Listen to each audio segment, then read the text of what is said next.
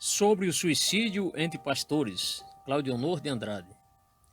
Vim a saber recentemente que um pastor da Assembleia de Deus acabou por tirar a própria vida. Confesso que, até então, jamais ouvira falar de um fato como esse, pois o suicídio no universo evangélico era algo inconcebível, até mesmo entre a membresia comum. Afinal, somos uma comunidade reconhecida pelo domínio próprio. Depois daquele caso, houve, se não me engano, mais dois episódios semelhantes. Neste ponto, a pergunta é inevitável: o que está acontecendo conosco? Neste artigo, não tocarei noutros escândalos como heresias, adultérios e roubos cometidos por homens que eram tidos como ilibados varões de Deus. Alguns chegaram, inclusive, a praticar homicídios duplamente qualificados. Diante dos últimos acontecimentos, temos de responder a esta pergunta: o que leva um pastor a suicidar-se? Primeiro, ativismo ministerial. Embora não queiramos admitir, o ministério cristão tornou-se altamente competitivo. Lançamos-nos de corpo e alma àquilo que achamos ser a obra de Deus, mas já não damos importância alguma ao Deus da obra. Já não dispomos de tempo para orar, jejuar, cuidar dos filhos e usufruir dos encantos da vida conjugal. Nossas agendas estão sobrecarregadas, são estressantes e nocivas. Todavia, esquecemos-nos de algo básico na vinha do Senhor. Nem toda atividade redunda em produtividade. Às vezes, a contemplação de Maria é mais produtiva do que a agitação de Marta. Lucas 10, 38 a 42. Todo esse ativismo leva-nos a um esgotamento espiritual, mental e físico irreversível.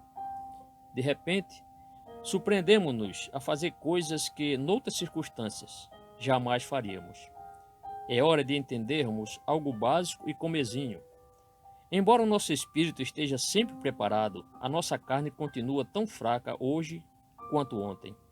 Eis porque temos de orar e vigiar. Mateus 26, 41.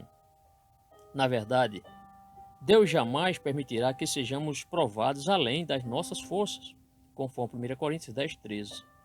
Ansiosos, contudo, por chegar sempre em primeiro lugar, ignoramos todos os nossos limites.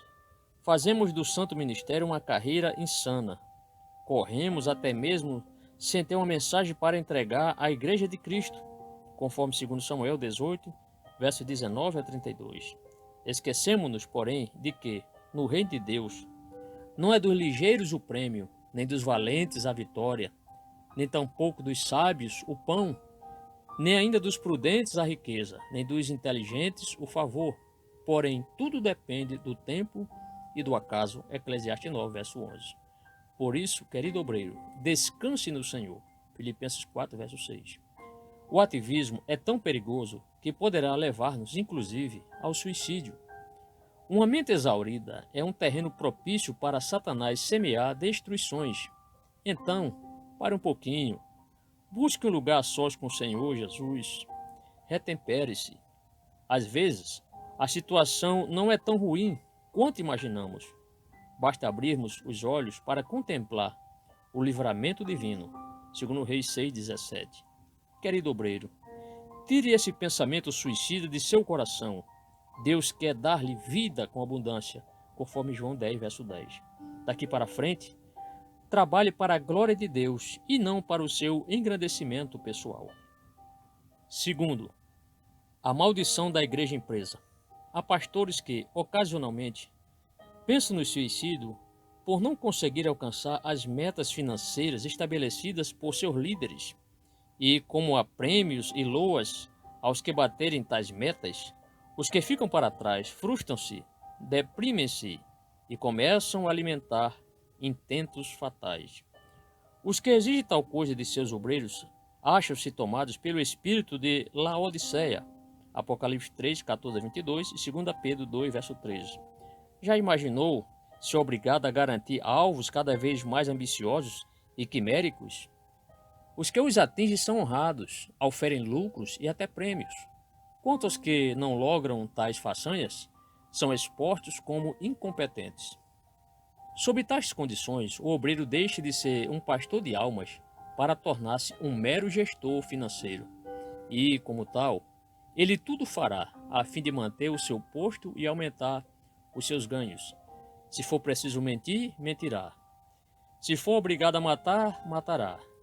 E caso não haja alternativa, acabará por tirar a própria vida, pois não suportará cair em opróbrio diante da esposa, dos filhos e dos colegas de ministério. Nessa empreitada insana e diabólica, há muita gente empenhando a própria alma. Terceiro, pecados e iniquidades. A Bíblia Sagrada traz a história de dois notórios suicidas. O primeiro deles é Saul, o primeiro rei de Israel. Desprezando o Senhor, chegou ele a consultar uma necromante, conforme 1 Samuel 28, verso 7. E na batalha que se armara contra ele, optou por suicidar-se, para não ser escarnecido pelos filisteus. 1 Samuel 31, verso 4. O segundo é Judas Iscariotes, que, segundo o relato evangélico, foi tão acossado pela torpeza de seu ato, que veio a suicidar-se feiamente. Atos 1, verso 18. Nessa lista trágica, não arrolamos Sansão, porque este não se suicidou, mas, como bom e valente soldado, optou por morrer em combate. Juízes 16, verso 30. Tanto é que o escritor da carta aos Hebreus foi inspirado a colocá-lo entre os heróis da fé. Hebreus 11, verso 32. Há pastores que, após uma queda espiritual, vêm-se de tal forma perturbados que chegam a pensar no suicídio como a única saída. Alguns se arrependem, confessam suas faltas e alcançam a misericórdia do Senhor. Outros fazem daquele incidente um histórico maldito do pecado, passam a iniquidade, fazem-se inimigos de Deus. O pecado na vida de um pastor é algo rumoroso, gera afrontas contra a igreja e contra o próprio Deus, conforme 2 Samuel capítulo 12.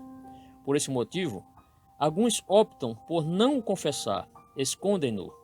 Mas, sempre que isso ocorre, o prejuízo é maior, compromete o nosso destino eterno. O suicídio também não é a solução, é um escape ilusório e covarde. Quando do julgamento final, teremos de prestar contas de dupla culpa, a iniquidade que nos levou à queda e o suicídio em si.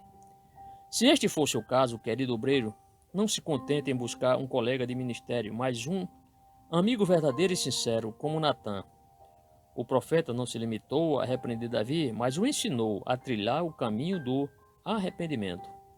Haverá consequências? É impossível livrar-nos destas. No entanto, as eternas são infinitamente mais pesadas que as temporais. Tenho certeza de que Davi, em momento algum, pensou no suicídio. Ao invés de acabar com a própria vida, compôs o Salmo 51, onde expõe publicamente o mais doloroso capítulo de sua vida. Conclusão. Nós, pastores, também carecemos de pastores. É chegado o momento de nos prepararmos adequadamente para socorrer os obreiros que, devido ao ativismo ministerial, já ultrapassaram todos os seus limites. Se nada fizermos por esses homens, virão eles, eventualmente, a optar pelo suicídio. Quanto ao que pressionam seus obreiros com metas afrontosas, iníquas, o que tenho a dizer? Volte ao primeiro amor, e não haja como as corporações mundanas.